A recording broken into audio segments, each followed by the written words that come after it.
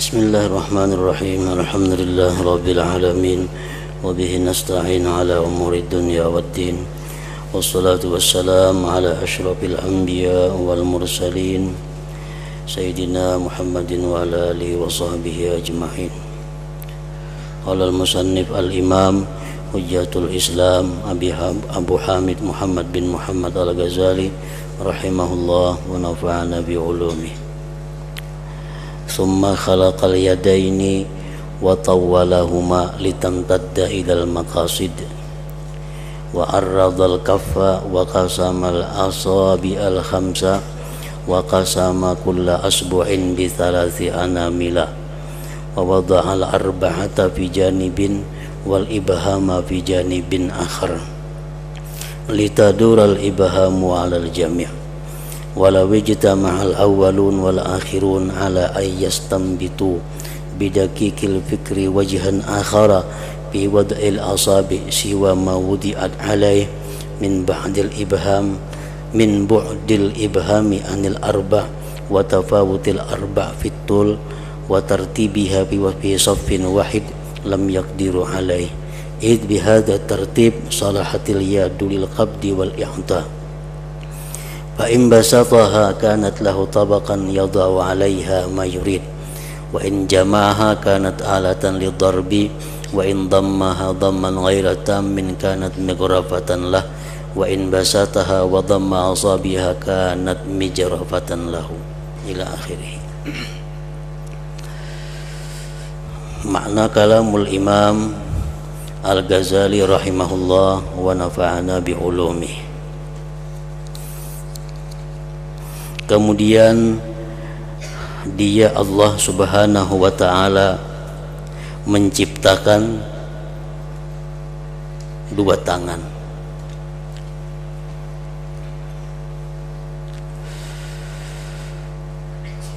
dan memanjangkan keduanya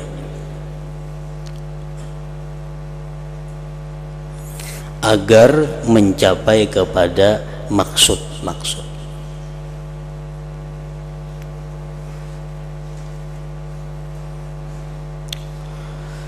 Dan dia Allah subhanahu wa ta'ala melebarkan telapak tangan dan membagi jari-jari yang 5 dan membagikan setiap jari dengan ruas dan meletakkan jari yang 4 pada suatu sisi dan ibu jari pada sisi yang lain agar ibu jari itu dapat berputar atas semuanya.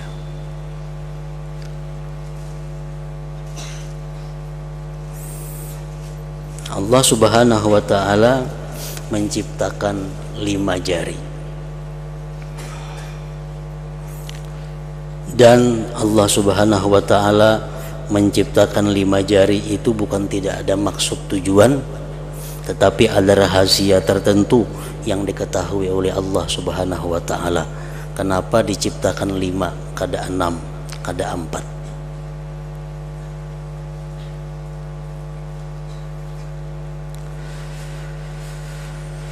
Jikalau orang-orang dahulu dan orang-orang kemudian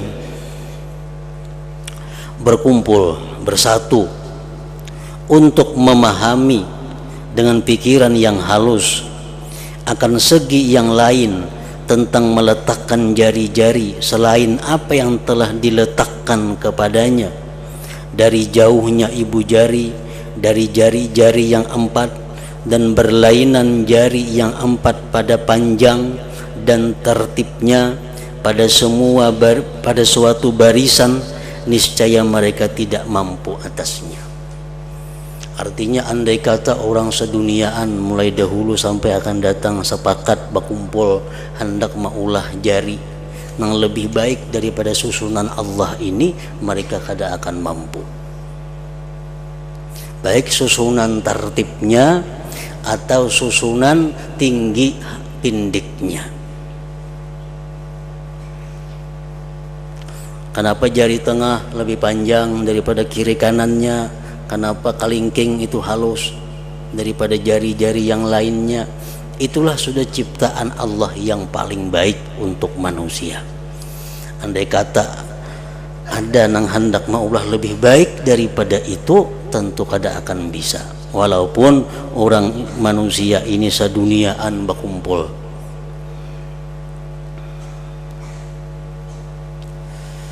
Dan semua susunan jari-jari seperti yang ada ini ada rahasia yang diketahui oleh Allah Subhanahu wa ta'ala. Kenapa jari ini lebih panjang, kenapa jari ini lebih pendek, itu pun pasti ada rahasia di sisi Allah Subhanahu wa ta'ala, yang sampai sekarang ini belum kita temukan lagi kitab yang membahas tentang apa rahasianya itu. Beberapa ulama mengarang kitab yang mencoba membuka tentang hikmah kejadian manusia. Nah, pada bab masalah jari mereka tidak ada menyebutkan rahasianya, karena mereka belum mampu mendalami kenapa jari-jari itu seperti ini, kenapa kalingkingan ini rendah, kenapa jari ini paling tinggi. Nah, itu tentu pasti ada rahasia. Allah tidak akan menciptakan itu tanpa ada makna. Namun dari beberapa kitab yang disusun oleh para ulama, belum ada lagi yang menyebutkan ini jari tengah lebih panjang, ini rahasianya.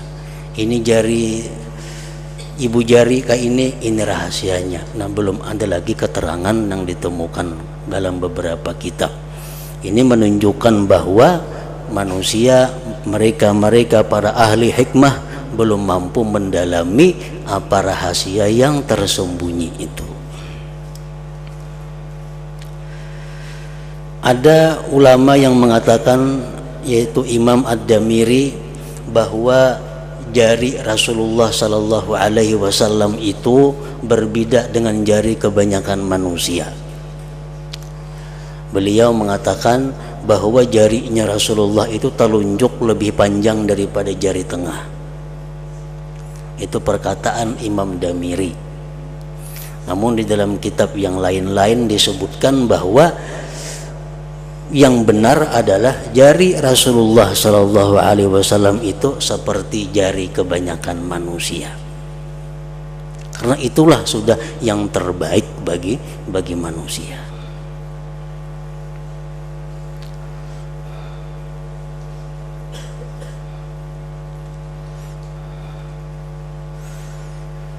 Karena dengan susunan ini tangan patut untuk memegang dan memberi. Dengan susunan jari-jari seperti ini, tangan kita ini bisa untuk memegang, mengambil, bisa memberi. Kalau ia membentangkan tangan, maksudnya telapak tangan. Telapak tangan ini dibentangkan. Nah, kayak jam ini diratakan telapak tangan itu rata. Maka telapak tangan itu baginya menjadi pinggan, menjadi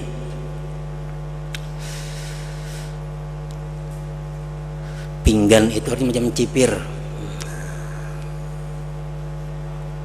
di mana ia meletakkan di atasnya apa yang ia kehendaki.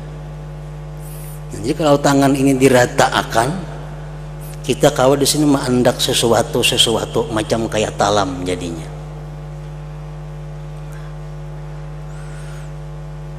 Kalau ia mengumpulkannya, tangan digenggam macam ini, maka tangan itu menjadi alat pemukul baginya. Ini sedang menghantam sesuatu macam ini.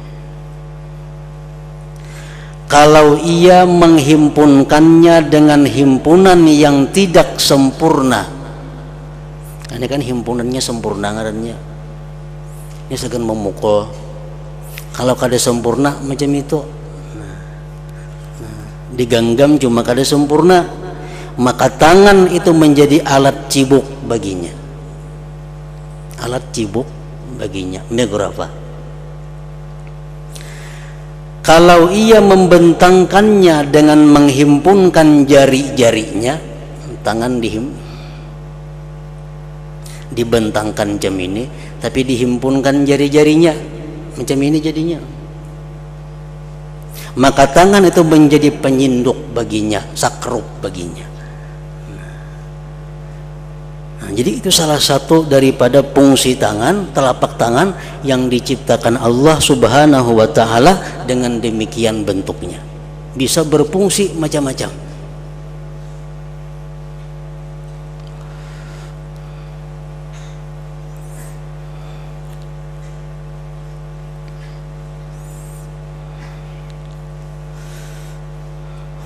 Kemudian dia Allah Subhanahu wa ta'ala menciptakan kuku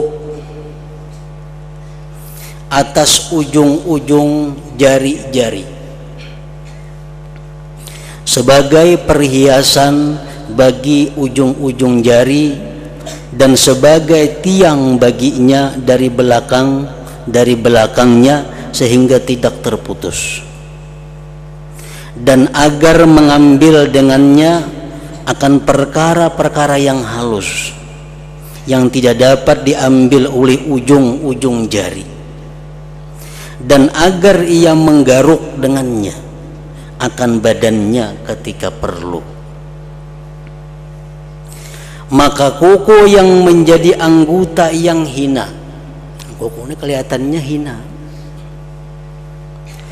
tapi jikalau manusia tidak mempunyainya, andai kata orang ada kada bakuku dan timbul dengannya gatal, niscaya ia adalah makhluk yang paling lemah dan yang paling dhaif. Jadi kuku ini kelihatannya hina aja, sedikit halus. Tapi kalau ada orang kada bakuku, di awaknya ada gatal, maka inya paling lemah manusia daripada menggaruk nang gatal tadi. Dan tidaklah seorang pun menduduki tempatnya pada menggaruk badannya. Orang menggaruakan lain rasanya lawan kita menggaru seorang. Bisa kegancangan menggaru, bisa luput nanggatalnya, bisa kada tapi gancang, kada kau mau ukur kayak apa nang sadang. Kemudian dia menunjukkan tangan kepada tempat yang digaru. Orang menggaruakan pasal madahakan sini nah gatal, nah sini nah ke atas sedikit, nah ke bawah sedikit, nah paksa kita menunjukkan sehingga tangan memanjang kepadanya, walaupun di waktu tidur, dan lalai tanpa memerlukan kepada permintaan. Dan jikalau ia minta tolong dengan orang lain, niscaya ia tidak mengetahui tempat yang digaruk kecuali setelah kepayahan yang lama. Nah, jadi itulah antara lain rahasianya, manfaatnya Allah Subhanahu wa ta'ala menciptakan kuku pada jari-jari tadi.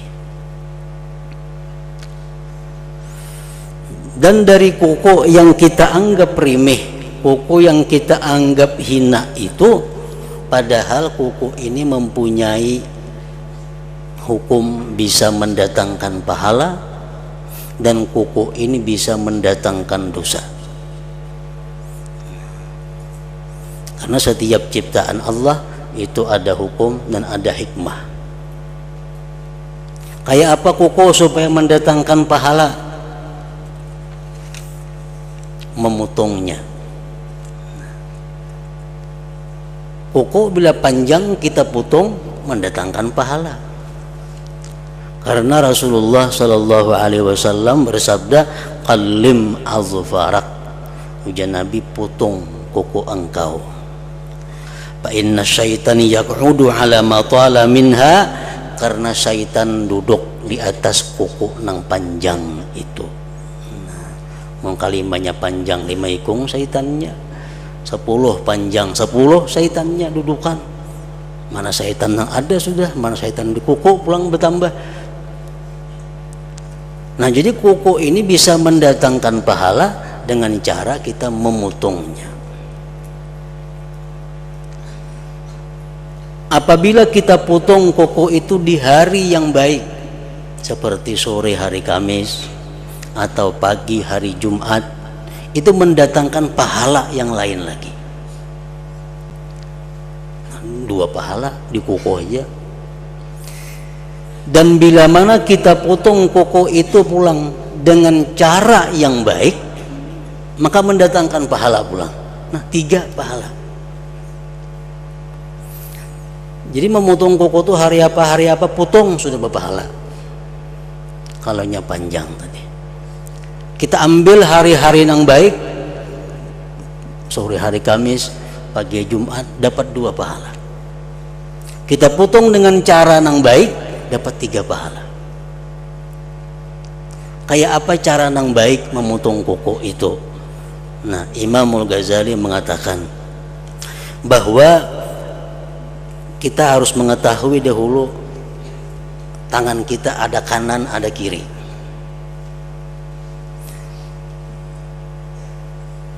Maka yang berdahulu dipotong itu sebelah kanan. Macam kita berwudu, yang didahulukan tangan kanan. Nah, jadi kita tahu dulu mana kanan, mana kiri. Kanan, yang mulia kanan. Nah, dahulukan kuku sebelah kanan. Nah, di antara jari-jari ini pun mana yang dimulai? Kan jari kanan ada 5. Nah, mana yang dimulai? Dari jari yang paling mulia. Yang mana jari yang paling mulia? Telunjuk.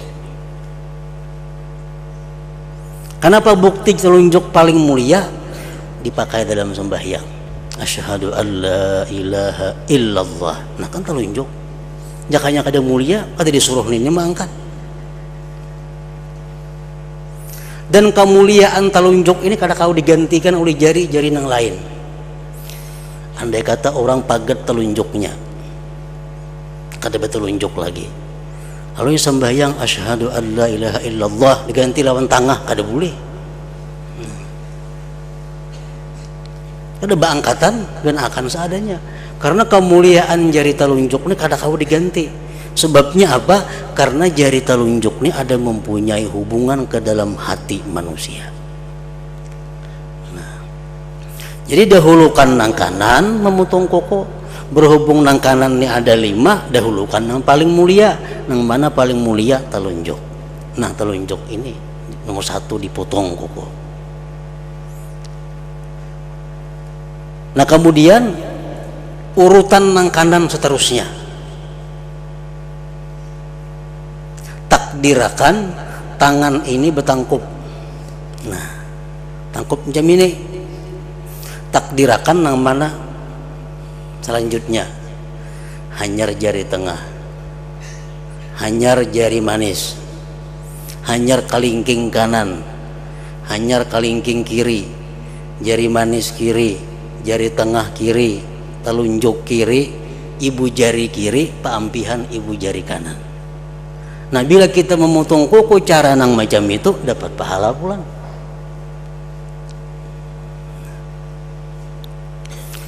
Jadi sesuatu yang kita anggap remeh, sesuatu yang kita anggap hina seperti kuku, padahal itu banyak mendatangkan pahala. Dan bisa juga mendatangkan dosa. Contohnya mendatangkan dosa, memotong kuku dengan sengaja waktu berihram. Memotong kuku sengaja waktu sedang berihram, berdosa. Yang kedua, yang mendatangkan dosa, menurut Imam Nawawi, laki-laki itu haram berpacar. Nah, jadi memacari kuku bagi laki-laki itu adalah sesuatu yang diharamkan. Itu perkataan Imam An-Nawawi. Jadi kuku bisa mendatangkan dosa, bisa mendatangkan pahala. Nah, walaupun kita lihat tadi pindah inting aja kuku nih.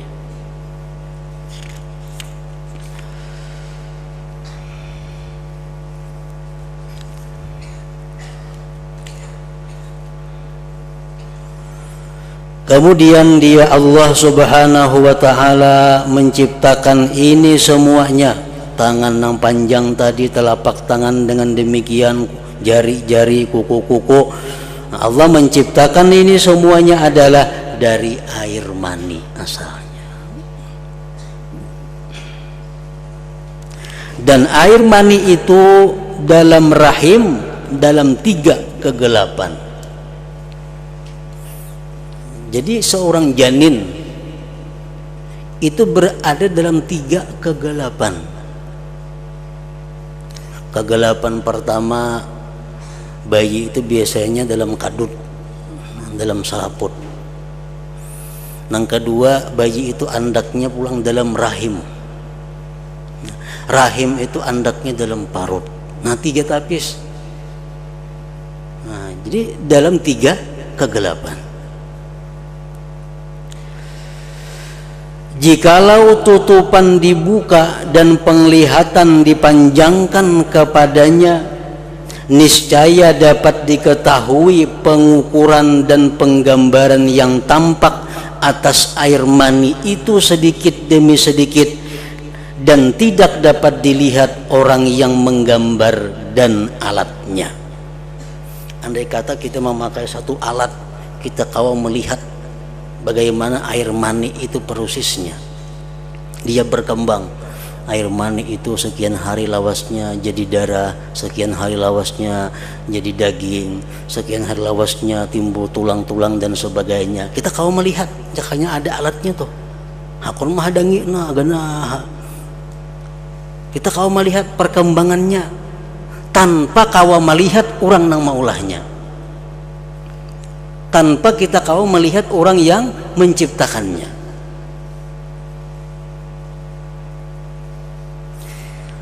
Maka apakah kamu pernah melihat penggambar atau pembuat yang tidak menyentuh alatnya dan yang dibikinnya dan tidak menemuinya dan ia berbuat padanya? Soalnya kita melihat tukang mulah rumah, nang kada pernah tukang tuh menjapai tukul gede gaji segala macam jadi rumah, kada mau. Soalnya kita melihat tukang bekerja nang kada menjapai gawiannya. Nah, sedangkan itu perkembangan seorang janin di dalam rahim, dia berkembang sedemikian rupa, bisa kita lihat perkembangannya, tapi kita kada akan bisa melihat pembuatnya dan alatnya. Maka maha suci Allah subhanahu wa ta'ala, alangkah besar kedudukannya dan alangkah jelas tanda buktinya kekuasaan Allah subhanahu wa ta'ala.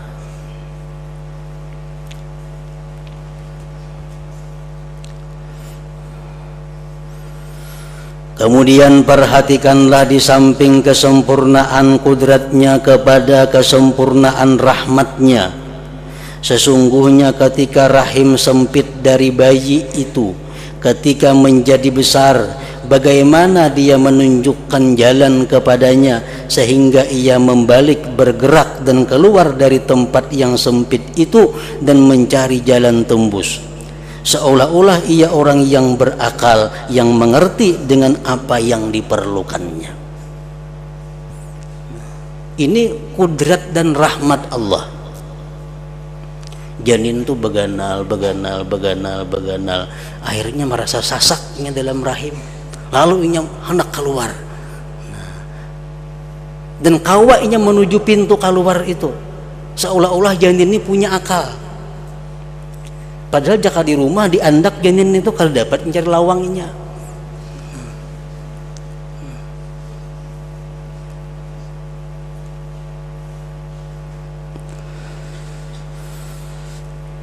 Kemudian ketika bayi itu keluar dan memerlukan kepada makanan, bagaimana dia menunjukkannya kepada memasukkan mulut pada susu ibu. Kemudian manakala badannya itu lemah, tidak dapat menanggung makanan-makanan yang kasar, maka bagaimana dia mengatur baginya dalam menciptakan air susu yang halus dan mengeluarkannya di antara kotoran dan darah sebagai minuman yang segar lagi murni. Allah menciptakan susu itu adalah sari daripada kotoran dan darah. Tapi tidak sedikit pun dalam susu itu ada tercampur kotoran dan darah. Dan bagaimana dia Allah subhanahu wa ta'ala menciptakan dua payudara dan mengumpulkan air susu di dalamnya dan menumbuhkan dari keduanya dua puting menurut kadar yang bersesuaian dengan mulut bayi. Ya, karena kayak genggam puting susunya itu kayak apanya Misa. Nah, tapi diciptakan Allah sesuai kadar daripada mulut bayi itu. Kemudian dia Allah subhanahu wa ta'ala membuka pada puting payudara itu lubang yang sempit sekali sehingga air susu tidak dapat keluar daripadanya kecuali setelah dihisap secara bertahap. Karena sesungguhnya anak kecil tidak mampu daripadanya kecuali sedikit. Jadi lubang itu air susu sangat halus. Andai kata dihisapnya kada keluar, kada titikan. Kemudian bagaimana dia Allah subhanahu wa ta'ala menunjukkannya kepada menghisap, bisanya menghisap sehingga dapat dikeluarkan dari tempat sempit itu air susu yang banyak ketika sangat lapar. Nah, ini himpunan daripada kuasa Allah, rahmat kasih sayang Allah, dan lutfillah, kelembutan daripada perbuatan Allah subhanahu wa ta'ala. Perbuatan Allah tuh maha halus, maha rapi jar kita. Orang tuh nang maulah sesuatu bagus, rapi perbuatannya, kada kelihatan sambungan-sambungannya, itu latif ngarannya. Nah, perbuatan Allah subhanahu wa ta'ala sangat halus. Kurang-kurang kada kau mengetahui daripada rapinya ciptaan Allah itu. Kemudian perhatikanlah kepada kasih sayangnya Allah, rahmatnya dan balas kasihnya, bagaimana dia menunda ciptaan gigi-gigi. Antara orang keluar langsung begigi, ditunda gigi itu, padahal gigi itu jenis tulang juga. Koko ada, bayi itu keluar berkoko, tapi gigi kada ada. Ditunda penciptaannya sampai sempurna 2 tahun. Karena ia si kanak-kanak bayi itu dalam 2 tahun tidak makan selain air susu, maka tidak memerlukan kepada gigi. Orang minum susu ada perlu gigi.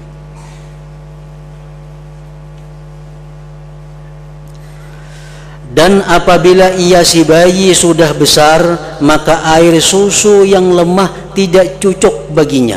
Pun sudah orang tua minum susu aja ada tahan lagi.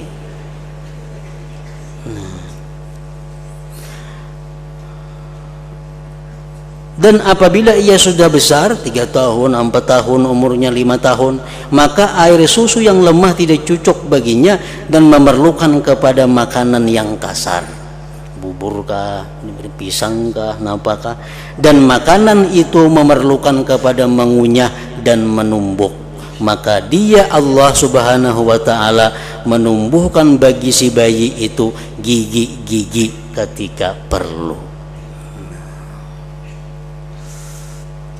Tidak sebelumnya dan tidak sesudahnya.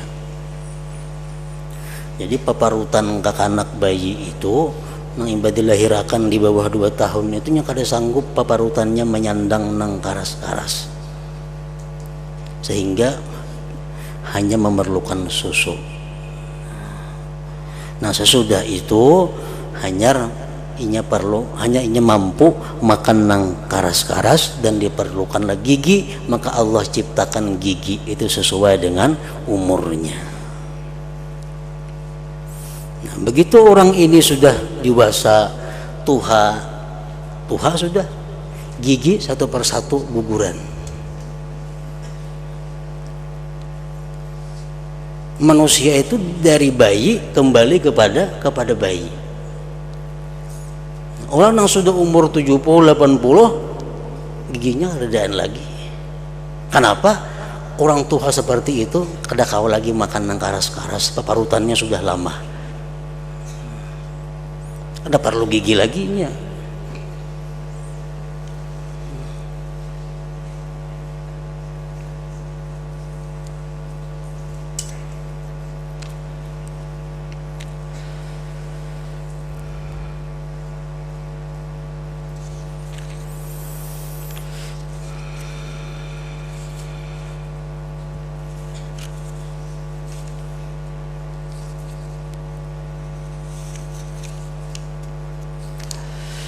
Maha suci Allah subhanahu wa ta'ala, bagaimana dia mengeluarkan tulang-tulang yang keras itu dalam gusi-gusi yang halus itu. Kemudian dia membangkitkan kasih sayang ke dalam hati kedua orang tua atas anak untuk mengurusnya pada waktu di mana ia lemah daripada mengurus dirinya. Diberikan Allah dalam hati ibu bapak itu kasih sayang yang luar biasa kepada bayi ini, karena bayi itu belum mampu untuk mengurus dirinya sendiri. Maka jikalau Allah tidak menguasakan kasih sayang atas hati kedua orang tua, niscaya anak kecil itu adalah makhluk yang paling lemah daripada mengurus dirinya. Makin baganal anak ini, makin baganal, makin ditarik Tuhan kasih sayang orang tua kepada si bayi itu, sampai kepada akhirnya kasih sayang yang normal. Pada waktu bayi ditambah Allah kasih sayang tuh, sehingga luar biasa sayangnya kepada bayi itu.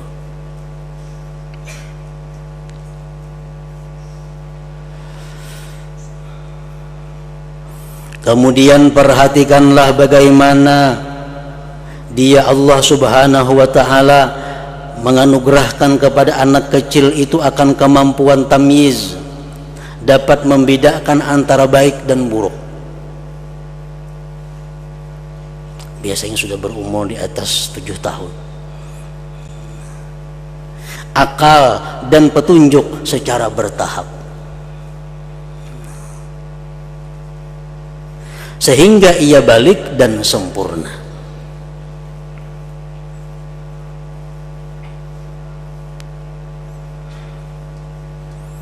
Dalam perkembangannya manusia itu akalnya, tenaganya sampai umur 40 tahun itu selalu meningkat.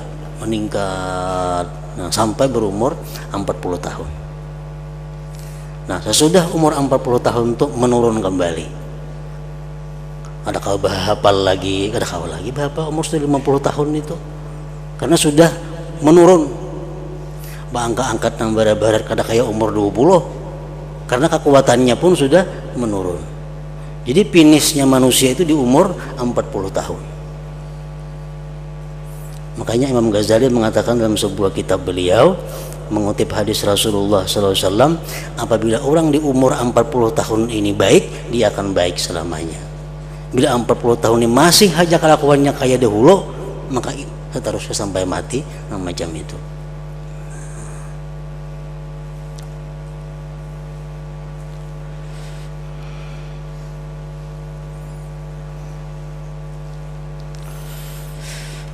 Maka ia menjadi murahik,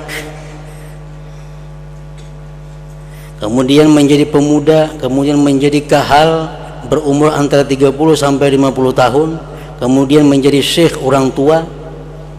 Ada kalanya ia sangat kufur atau sangat bersyukur, orang yang taat atau orang yang durhaka, atau orang yang beriman atau orang yang kafir.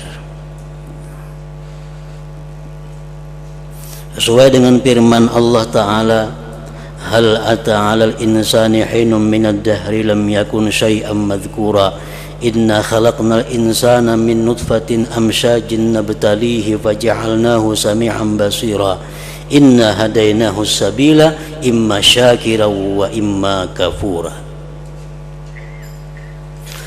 Artinya, bukankah telah datang atas manusia satu waktu dari masa sedang ia ketika itu belum merupakan sesuatu yang dapat disebut. Orang yang lahir di umur tahun 1960 umpamanya, tahun 1959 kan tadi sebut-sebut orang hanya belum ada. Nah, jadi manusia itu dahulunya kan tadi disebut-sebut. Sesungguhnya kami menciptakan manusia dari setitis air mani yang bercampur laki dan perempuan, yang kami hendak mengujinya. Maka karena itu kami jadikan ia mendengar dan melihat. Sesungguhnya kami telah menunjukkannya ke jalan yang lurus. Ada yang bersyukur dan ada pula yang kafir.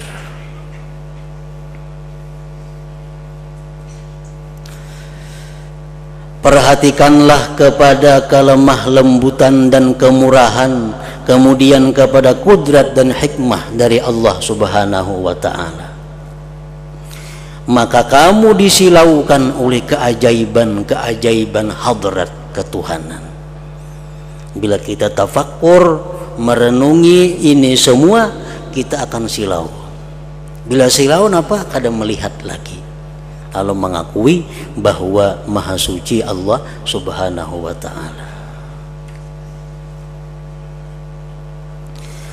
Dan yang sangat mengherankan adalah dari orang yang melihat tulisan yang bagus atau lukisan yang bagus di atas dinding, lalu ia memandang bagus kepadanya, maka ia memalingkan seluruh perhatiannya, himmahnya kepada memikirkan tentang pelukis dan penulis. Melihat lukisan saling bagusan, kita nak bertakun siapa melukis tuh? Siapa yang melukis nih tuh? Orang mana? Kalau kita ini ketujuh melihat lukisan-lukisan, melihat lukisan yang sangat bagus, kita pasti akan bertakun, oh siapa yang melukis? Orang mana?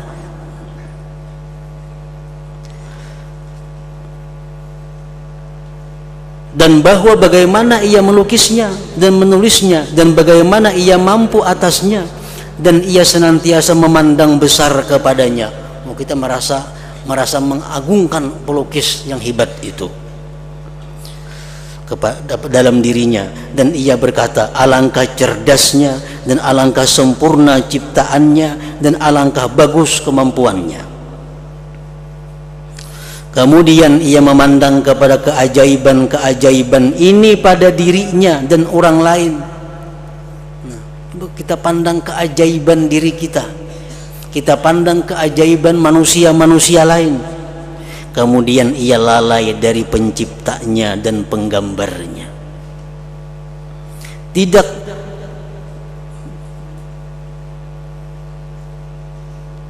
mencengangkannya oleh kebesarannya dan tidak membingungkannya oleh keagungannya dan hikmahnya.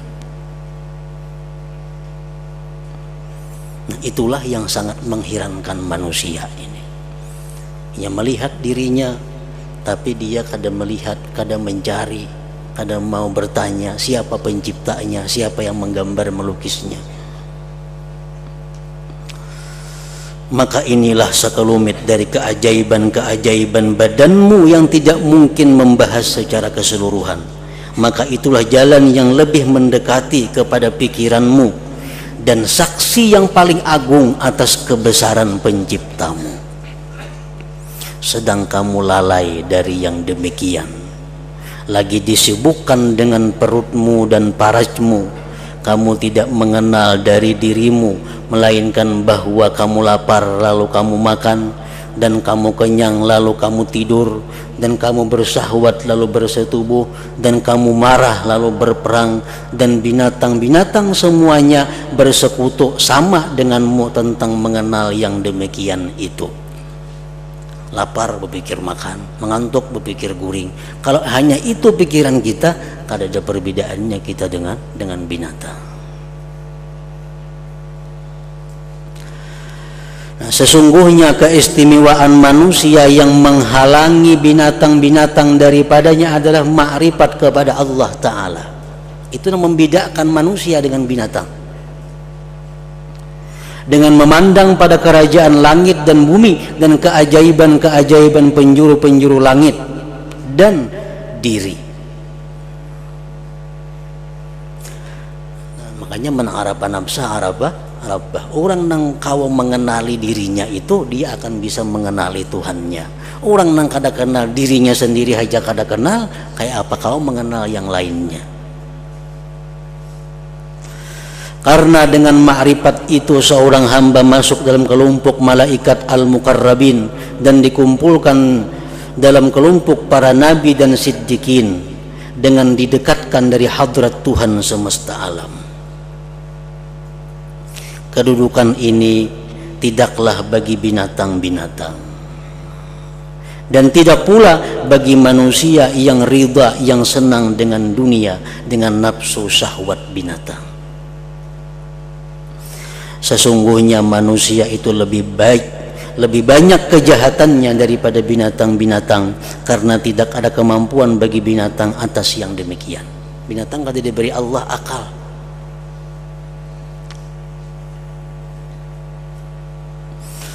Adapun manusia, maka sungguh Allah Ta'ala telah menciptakan baginya kemampuan, kemudian ia tidak mempergunakannya dan mengkupuri nikmat Allah padanya. Akal yang semestinya digunakan untuk ma'rifat kepada Allah Subhanahu wa Ta'ala ternyata digunakannya kepada hal-hal yang hina.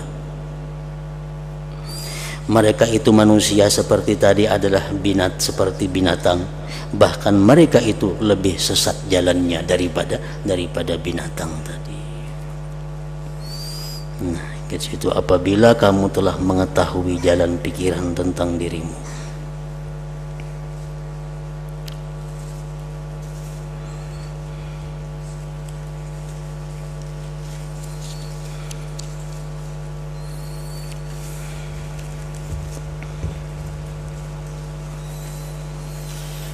Dalam zikri fa'alam annahu la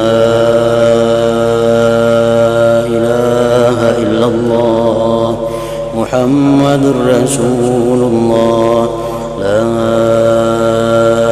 ilaha illallah Muhammadur Rasulullah, la ilaha illallah Muhammadur Rasulullah, la ilaha illallah, la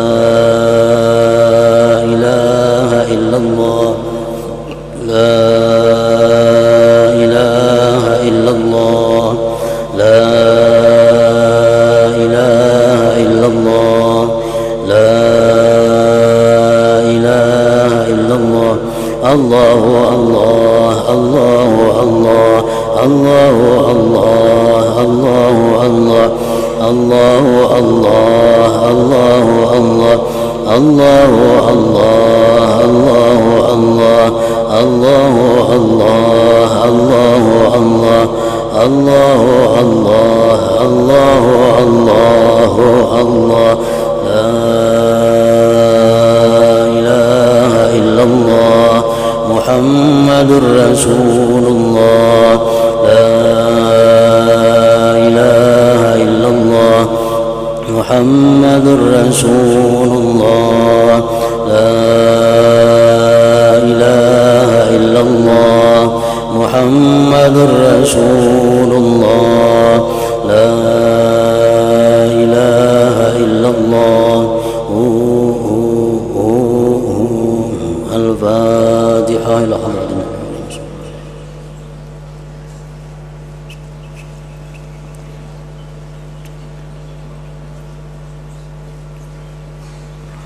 فيا أيها الرجل منه شفاعة صلوا عليه سلموا تسليما اللهم صل وسلم